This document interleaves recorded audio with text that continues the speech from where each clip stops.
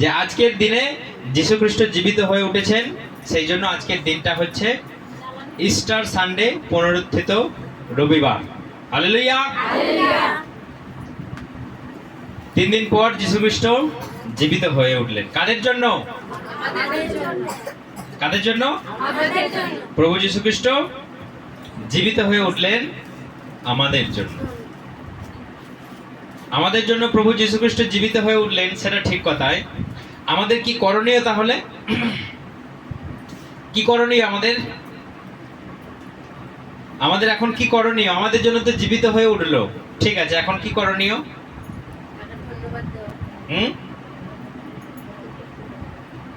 বাড়িতে বর এলো, বউ এলো, বরণ করে নিয়ে এলে, তারপর কি করণীয়? বাড়িতে যখন বউকে বরণ করে নিয়ে এলেন, তারপর কি করণীয় থাকে? হ্যাঁ, তাহলে প্রভু যীশু খ্রিস্ট আমাদের জন্য জীবিত হয়ে উঠলেন, মানে ভাবুন যে আমার জন্য একজন বর যিনি আমার কাছে এলেন, আমাকে বরণ করে নিলেন, এরপর আপনার কি করণীয়? কি করণীয়?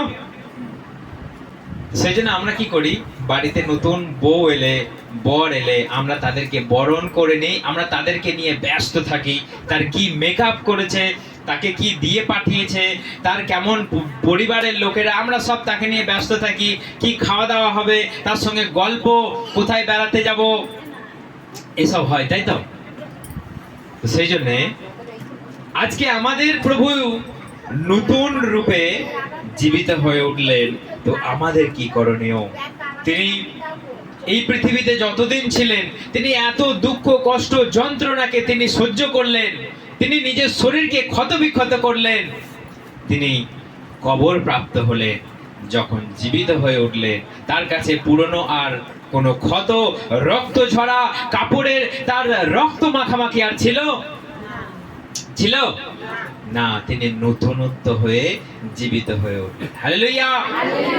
যখন মরিয়ম তার কাছে গিয়ে বলল, প্রভু প্রভু, যীশু খ্রিস্ট তাকে বললেন কি, যে তুমি আমাকে এখনো স্পর্শ করো না, তুমি এখনো স্পর্শ করো না আমাকে, আমি এখনো সেখানে যাইনি, আমি পিতার মহিমায় এখনো মহিমান্বিত হইনি। হালেলুয়া। তিনি নতুন হয়ে তিনি জীবিত হয়ে উঠলেন আমাদের জন্য। দেখুন তিনি কেমন জীবিত হয়ে উঠলেন। আমার সঙ্গে সবাই বাইবেল বার করুন, মথি 28 অধ্যায়, মথি 28 অধ্যায় 1 থেকে। বিশ্রাম বারের পর সপ্তাহের প্রথম দিনের প্রত্যুষে মাগদালার মরিয়ম ও অপর মরিয়ম সমাধি দেখতে গেলেন। এমন সময়ে হঠাৎ প্রবল ভূমিকম্প হলো। প্রভুর এক দূত স্বর্গ থেকে নেমে এসে সমাধির পাথর সরিয়ে তার উপর বসলেন। তার দেহ ছিল বিদ্যুতের মতো, তার পোশাক ছিল তুষার শুভ্র। যারা পাহারা দিচ্ছিল তারা ভয়ে কাঁপতে কাঁপতে মৃতপ্রায় হয়ে পড়ল। স্বর্গদূত মহিলাদের উদ্দেশ্য করে বললেন, ভয় পেও না, আমি জানি তোমরা ক্রুশে নিহত যিশুকে খুঁজছো। তিনি এখানে নেই, তার কথা মতোই তিনি পুনরুত্থিত হয়েছেন। এসো, যেখানে তিনি শায়িত ছিলেন সেই স্থানটি দেখো। তার শিষ্যদের সত্য সংবাদ দাও যে মৃতলোক থেকে তিনি পুনরুত্থিত হয়েছেন এবং তোমাদের আগেই গালিলে যাচ্ছেন, তোমরা যেখানেই তাকে দেখতে পাবে। এই আমার বক্তব্য। ভয়ে ও গভীর আনন্দে উদ্বেগ হয়ে তারা সমাধির স্থল থেকে তাড়াতাড়ি ছুটে চললেন শিষ্যদের সংবাদ দিতে। হঠাৎ যিশু এসে তাদের সামনে দাঁড়ালেন, বললেন, তোমাদের মঙ্গল হোক। তার কাছে গিয়ে তার পা দুখানি জড়িয়ে ধরে তাকে প্রণাম করলেন। যিশু তখন তাদের বললেন, ভয় পেও না, তোমরা গিয়ে আমার ভ্রাতাদের বলো যেন তারা গালিলে চলে যায়, সেখানেই আমার দেখা পাবে। হালেলুয়া। আমরা আরেকবার 6টা পড়ি, 6 পড়ার একবার। তিনি এখানে নেই, তার কথা মতোই তিনি পুনরুত্থিত হয়েছেন। এসো, যেখানে তিনি শায়িত ছিলেন সেই স্থানটি দেখো। তার শিষ্যদের সত্য সংবাদ দাও। দেখো, যেখানে তিনি শুয়েছিলেন সেই জায়গাটা আজকে ফাঁকা, সেই জায়গাটা আজকে কেউ নাই, কারণ তিনি মৃতদের মধ্য হইতে জীবিত হয়ে উঠেছে। হালেলুয়া। সবাই একটা জোরে হাততালি দিন তার জন্য, যে কোনো আজ পর্যন্ত কোনো ইতিহাসে আজ পর্যন্ত কোথাও লেখা নেই বা কোথাও আমরা শুনিনি যে মৃত্যুর পর থেকে কেউ জীবিত হয়ে উঠেছে। যাকে কবরে রাখা হয়েছিল, কবরটাকে পাহারা দিয়ে রাখা হয়েছিল, যে দেখবে রাতের বেলা যেন তার শিষ্যরা তার বডিটাকে চুরি করে না নিয়ে যায়। কিন্তু কবরের মুখটাকে একটা বড় পাথর দিয়ে আটকানো ছিল, কারো সাধ্য ছিল না সেই পাথরটাকে সরিয়ে তার বডিটা চুরি করে নিয়ে যাওয়া। কিন্তু ঈশ্বরের কাছে সমস্ত অসাধ্যই তিনি সাধ্য করতে পারেন। তিনি কবরটাকে ফাটিয়ে তিনি বের হয়ে চলে গেলেন। হালেলুয়া! সেই যীশু খ্রিস্ট, তিনি আমাদের ঈশ্বর। এটা আমাদের কত একটা আনন্দের বিষয়, কত আমাদের একটা উল্লাসের বিষয় যে তিনি আমাদের জন্য জীবিত হয়ে উঠেছেন। তিনি যদি জীবিত হয়ে না উঠতেন তাহলে আজকে আমরা হতাশ হয়ে পড়তাম। কে আমাদের আছে? আজকে যখন আমাদের কোনো ব্যক্তিকে যখন ক্যান্সার ধরে যায়, মারণ রোগ যখন ধরে যায়, আমাদের কোনো আশা থাকে? ক্যান্সার ধরলো মানে, ভয়াবহ রোগ ধরলো মানে আমাদের বাঁচার আশাটুকু আর থাকে না, আমরা শেষ, আমরা মৃতপ্রায়। কিন্তু আপনি একটা জিনিস চিন্তা করুন, যে মৃত্যুকে জয় করে যিনি উঠেছেন যীশু খ্রিস্ট, তিনি আমাদেরকে বলেছেন তোমরা আমার কাছে এসো, তোমরা আমাকে বিশ্বাস করো, তোমরা আবার নতুন করে বাঁচার জীবন পাবে, তোমরা নতুন করে বাঁচার আবার স্বাদ পাবে। হালেলুয়া! সেই জন্য আজকে তার পুনরুত্থিত হবার দিন, তিনি ভোরবেলায় তিনি জীবিত হয়ে উঠেছেন এবং সবাইকে তিনি দেখা দিয়েছেন।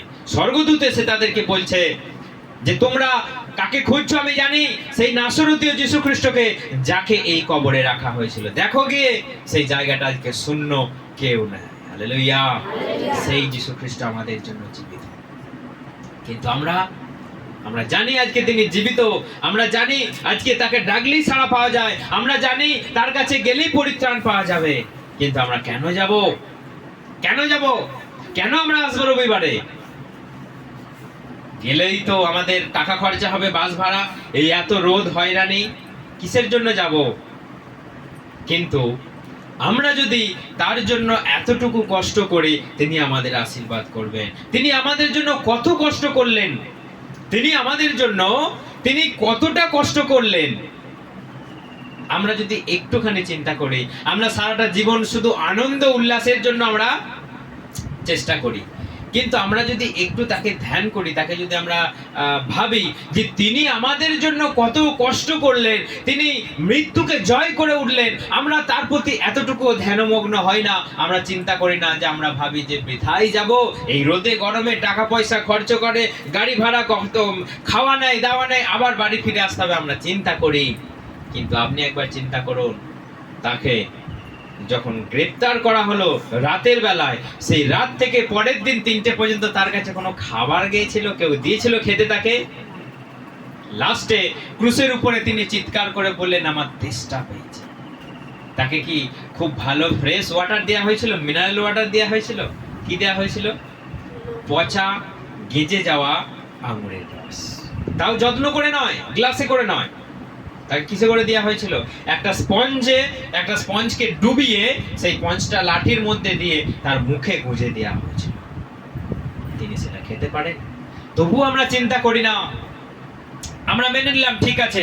কিন্তু তিনি যে জীবিত হয়ে উঠলেন, আপনি বাড়িতে একা একা তার জীবিত সেলিব্রেশন করতে পারবেন যে আজকে তিনি জীবিত হয়ে উঠলেন, আজকে তিনি আনন্দ সহকারে জীবিত হয়ে উঠলেন, যে মৃত্যুকে জয় করলেন, শয়তানকে জয় করলেন।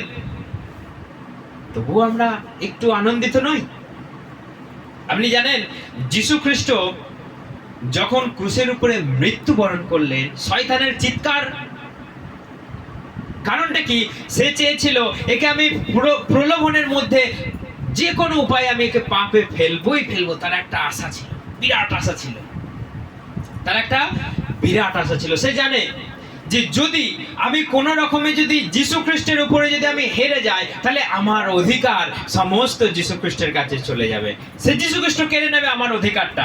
কারণ শয়তান এনি টাইম কাউকে মেরে ফেলছে, কাউকে রোগ দিচ্ছে, কাউকে অভিশাপ দিচ্ছে, মানুষকে নির্যাতন করছে, চোখের জল মানুষের মধ্যে সারা জীবন যাকে আবদ্ধ করে রেখেছে।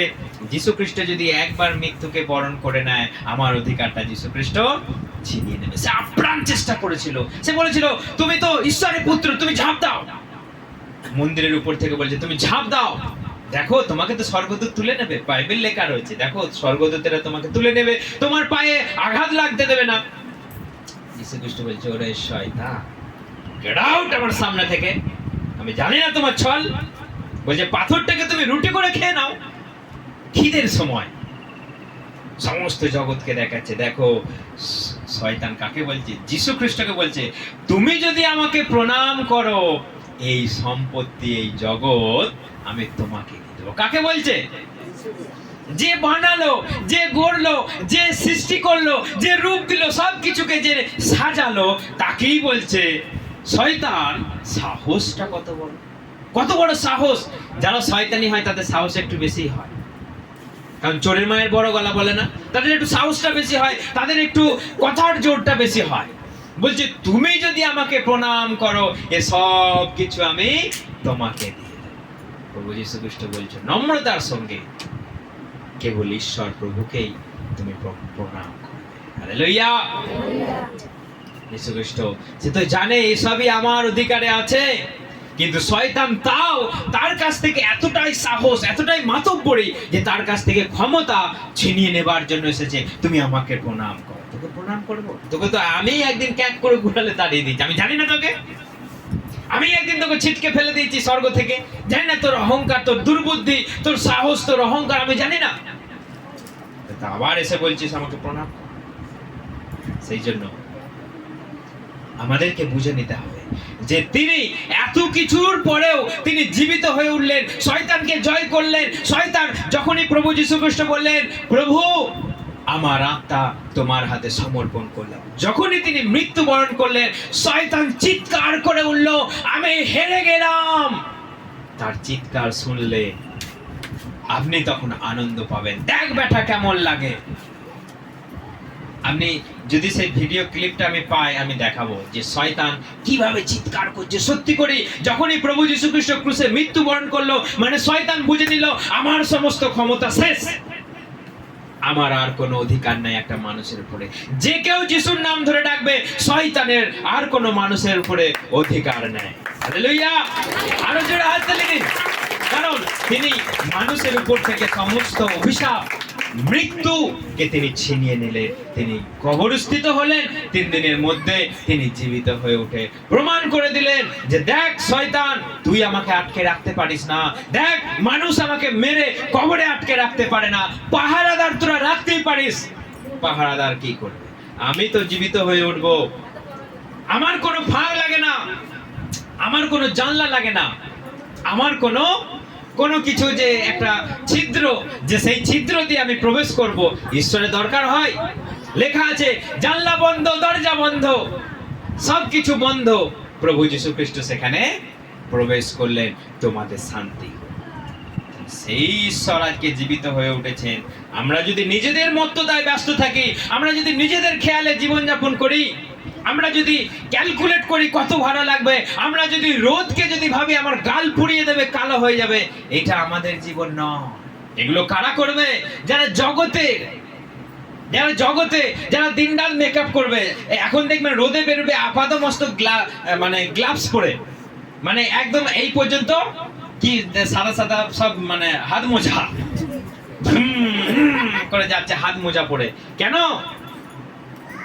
হাতটা যদি কালো হয়ে যায়, হাতটা যদি কালো হয়ে যায়, মুখটাকে এমন ঢেকে যাবে যেন শুধু এই তারাগুলো বেরিয়েছে, চোখের তারাগুলো। কারণ মুখটা যদি কালো হয়ে যায়, যে রূপ আজ আছে কাল নেই, তাকে এত যত্ন, এত ব্যবস্থা। আপনি হসপিটালে গেলে বুঝতে পারবেন একজন মহিলা এমন গ্যাসে পুড়ে গেছে,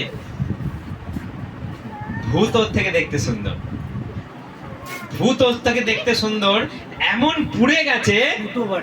হ্যাঁ, আমি ঠিক জানি না, আমি মাসিকে দেখতে গিয়ে দেখছি এমন পুড়ে গেছে, ওরে সর্বনাশ, ঠোঁটগুলো ফুলে এরকম হয়ে গেছে, দুটো ঠোঁট, এগুলো সব কালো ঝুল হয়ে গেছে, মানে দেখলে গা শিউরে যাবে। তাহলে আমরা যেই রূপের জন্য এত ছটফট করছি, এত মেকআপ, এত ফাউন্ডেশন নিয়ে এসে আমরা ছুটে বেড়াচ্ছি, ঘুরে বেড়াচ্ছি, রোদে বেরোবো না, রোদে গেলে আমি কালো হয়ে যাব, তাহলে সেই বডিটা তো একদিন পোকাতে খাবে, খাবে তো, পোকাতে খাবে। যাকে কবর দেবে তাকে পোকাতে খাবে, আর যাকে আগুনে চাপিয়ে দেবে আপনি দেখতে পারবেন। প্রথমে মাথাটা এরম করুন, চুলগুলো প্রথমে পুড়ে ভূতের মতো হয়ে যাবে, যখনই কেউ একজন ঠেঙিয়ে দেবে মাথাতে, বাস আপনি দেখলে রাতের বেলা আর ঘুরতে পারবেন না, বেরোতে পারবেন না। তাহলে সেই মানুষ সেই রূপের জন্য এত কিছু করছে, ঈশ্বরকে বলছে আজকে যাব না, আজকে রোদ উঠে গেছে। কিন্তু সেই ঈশ্বর যদি তোমার নাকটাকে একবার দেয় ঘুরিয়ে নাম, তোমার আর রূপ দেখাতে পারবে কাউকে?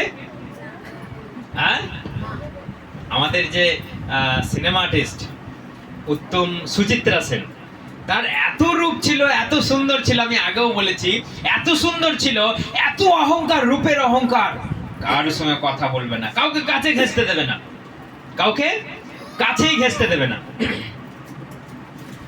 এত অহংকার। যৌবন বয়স তো তখন সুন্দর ছিল, কিন্তু শেষ সময়ে তার রূপ এমন তাকে ছেড়ে চলে গিয়েছিল, সে মরার আগে বলে গিয়েছিল আমার ডেড বডি যখন নিয়ে যাবে কেউ যেন ছবি না তোলে। তাকে দেখতে এতটাই জঘন্য হয়ে গেছিল, মানে তার মুখটা শুকিয়ে কালো হয়ে, মানে মনে হয়ে গেছিল যে, আপনারা মমি যদি দেখেন, মমি বলতে যাকে ওষুধ মাখিয়ে পিরামিডের নিচে ঠেকে মমি বলে, যেগুলোকে অনেক দিন, দীর্ঘদিন, বহু বছর পর বছর যাকে রেখে দেওয়া হয়, ও মমির মতো হয়ে গেছিল, শুকিয়ে কাঠ হয়ে কালো ঝুল হয়ে। তার মুখকে দেখলে চিনতে পারবে না যেটা সেই নায়িকা যে একদিন রূপের জাদুতে সমস্ত মানুষকে মোহিত করেছিল, তাকে আজকে দেখা যাবে না। তাহলে কিসের অহংকার রূপে? আপনি ঈশ্বরকে ডাকুন, আপনি ঈশ্বরকে ডাকুন, ঈশ্বর তুমি আমাকে দয়া করো, আমাকে ক্ষমা করো, আমাকে তোমার পথে যেতে, আমাকে তোমার আনন্দ নিতে, তোমার কাছে উপস্থিত হতে, তোমার আশীর্বাদ লাভ করতে তুমি আমাকে দয়া করো। আমাদের এরকম প্রার্থনা করা উচিত। আর যদি আমরা ভাবি যে আমার রূপ, আমার হাত, আমার পা যদি আমাকে প্রভুর বিরুদ্ধে কোনো বিঘ্ন জন্মায়, প্রভু কি বলছে জানেন? কি বলছে? কে বলতে পারবে? সেই হাত পাকে তুমি কেটে ফেলে দাও। কারণ দেখুন, আপনি যেটার জন্য এত গুরুত্বপূর্ণ, যেটার জন্য আপনি ঈশ্বরকে অবহেলা করছেন, যেটার জন্য আপনি স্বর্গরাজ্যকে অবহেলা করছেন, সেইটাকে তুমি কি করো? কেটে ফেলে দাও। কারণ এইটা এত গুরুত্বপূর্ণ নয়, তোমার এই চোখ এত দামি নয় যে স্বর্গরাজ্যের চেয়েও, তোমার জীবনের চেয়েও, যে তোমার চোখ, তোমার মুখ, তোমার পা, তোমার হাত, তোমার সম্পত্তি এত কিছু গুরুত্বপূর্ণ নয় যে যেটার জন্য তুমি ঈশ্বরকে অবহেলা করছো, যেটার জন্য তুমি ঈশ্বরকে তুমি অজুহাত দিচ্ছ, যেটার জন্য আজকে তো আমরা অজুহাতের পর অজুহাত দিই না। আমাদের সচরাচর দেখি দুটো হাত, কিন্তু আর একটা হাত আমরা দেখতে পাই না। কি বলুন তো সেটা? ওই অজুহাত, ওই অজুহাত। দেখুন আমার সঙ্গে বাইবেল বার করুন সবাই, বই করুন লুক 14 অধ্যায় আমরা পড়ি, তাহলে আমরা বুঝতে পারবো যে আমরা কাকে অজুহাত দিচ্ছি। যিনি আমাদেরকে আহ্বান করলেন, যিনি আমাদেরকে ডাকলেন যে এসো তোমরা আমার কাছে, তোমরা জীবন পাবে, তোমরা আমার সঙ্গে যুগ যুগ ধরে থাকতে পারবে, আমরা তাকে অজুহাত দিচ্ছি। দেখুন আমার সঙ্গে খুলুন লুক 14 অধ্যায়, খুব গুরুত্বপূর্ণ সহকারে আমরা পড়ি এটা। লুক 14 অধ্যায় 16 থেকে। কিন্তু যিশু তাকে বললেন, এক ব্যক্তি একবার একটি বিরাট ভোজের আয়োজন করে বহু লোককে নিমন্ত্রণ জানিয়েছিলেন।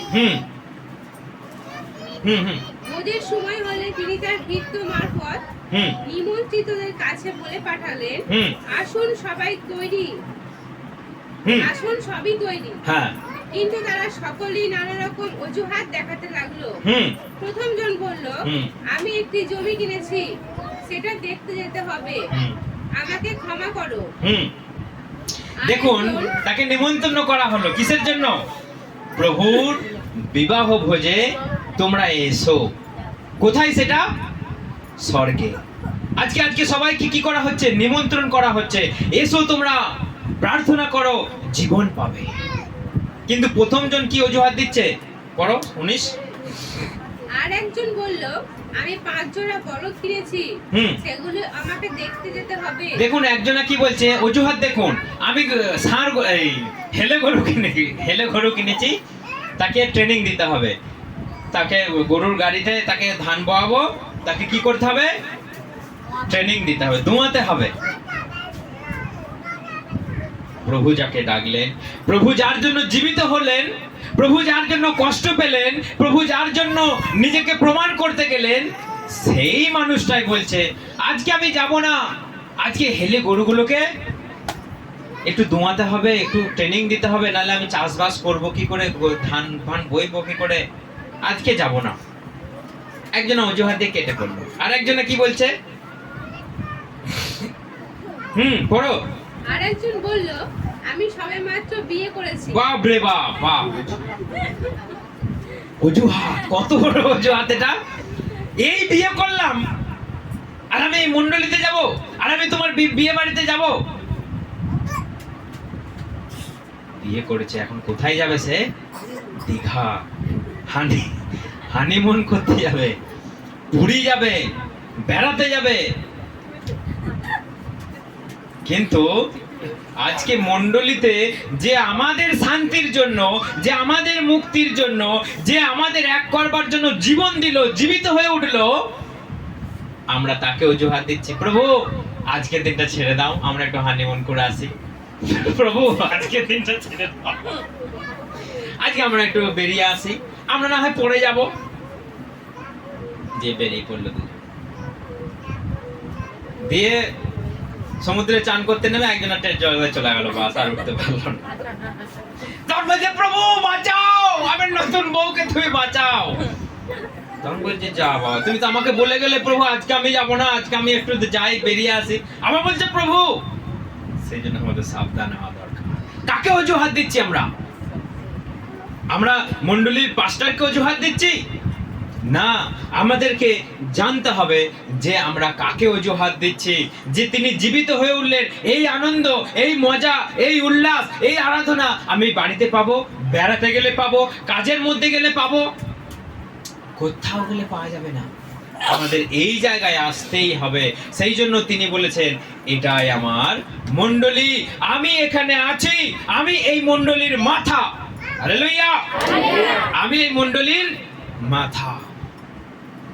সেই জন্য যেখানে কয়েকজন ব্যক্তি একত্রিত হয় সেটাই আমার মণ্ডলী, আর আমি তাদের হেড। হালেলুয়া। সেই জন্য আমাদের এই জায়গায় আসতে হবে। তিনি আছেন, তিনি এখানে আছেন, তিনি উপস্থিত থাকেন। আমরা এই জায়গায় না এলে, এই দলে আমরা প্রবেশ না করলে আমরা কি করে তাকে ফিল করব? বাড়িতে বসে এই ফিলটা পাবেন আপনি, যে তিনি আগুনের মতো আসছেন, তিনি ঠান্ডার মতো আসছেন, এটা বাড়িতে বসে থাকলে পাবেন না।